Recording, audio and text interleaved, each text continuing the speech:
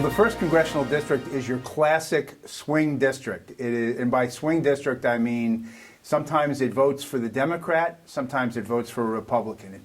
It is a very, very competitive district, and it is the 1st district because it is where the state of New York begins, which is at Montauk Point, and that's where the 1st Congressional District begins.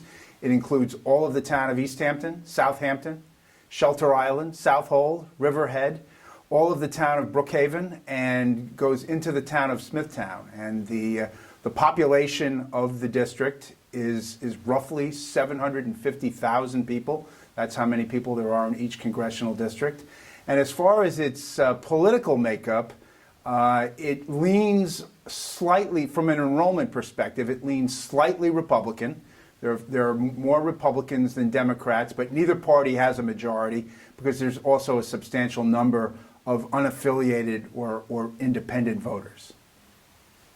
Well, 54% on the national level. Typically in a presidential election cycle on Long Island and in the 1st Congressional District, our turnout will be higher. I think largely because of the socioeconomic status of the district. It's a highly educated district. It is a wealthier district compared nationwide, so the turnout tends to be higher. And in fact, the turnout on the east end of the district, the 5 east end towns, will be higher than in the rest of the 1st Congressional District. And you know, people need to vote. You know, there's a kind of a saying in politics that you know, if you're not at the table, you might be on the menu, and that is certainly the case by not voting. And if you want the issues that you think are important for you to be heard, you need to vote. Otherwise, you get taken for granted in a process that too often is dominated by, these days, by large sums of money. The only way to negate the influence of money in politics is by voting and making sure that the issues that concern everyday Americans are going to be addressed on the federal level and on the state and local level for that matter also.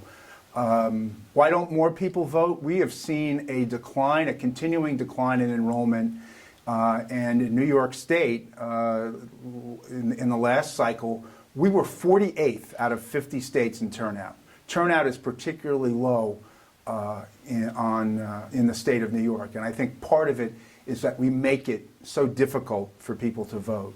You know, there's no early voting. There is no voting by mail, such as some states do. It is difficult to register. It is difficult to get an absentee ballot. And a lot of this has to do with the voting laws in the state of New York. From my perspective, I, with others, we sponsor a whole host of bills that would attempt to make it easier for the public to vote, and I think certainly early voting would be one way of doing that. You know, in New York right now, you can vote on Election Day from 6 a.m. to 9 p.m. Tuesday, and that's it. In early voting states, you are able to vote at other times before Election Day, and it differs from state to state, but you know, there will be polling places that you would be able to go to before Election Day, maybe on a Saturday or a Sunday. So you would not just have those 15 hours to vote, you would have multiple opportunities to vote. And by doing that, you know, people can find a more convenient time to vote. And in some states, such as the state of Oregon, they're allowing voting by mail now, and they have voting by mail just had their primary, and they have one of the highest turnouts of any state to allow voting by mail. But early voting is just giving people more opportunity, more hours to be able to have the opportunity to vote before Election Day.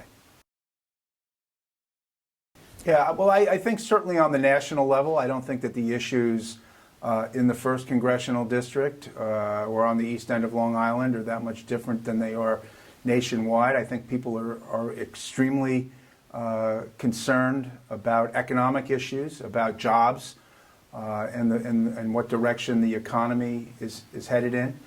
I think that they are also, just as is the case nationally, there's a great deal of anger out there, and there's a great deal of frustration of what is perceived to be gridlock and dysfunction in Albany. So I don't think that the issues are that much different. And I think so many more people now get their information from the internet, from social media, So, there's no excuse that you can't find information because it's virtually everywhere. The real issue is what information can you trust and what information can't you trust. You can certainly go to the candidate's website. You can go to the political party website, and you'll be able to find that information or links to that information. And then there are independent sources of information, such as the League of Women Voters, who one of their primary missions is to educate people about the position that candidates take. They sponsor debates. And they also educate people about propositions and ballot questions also. So there's no lack of information if people are willing to seek it out.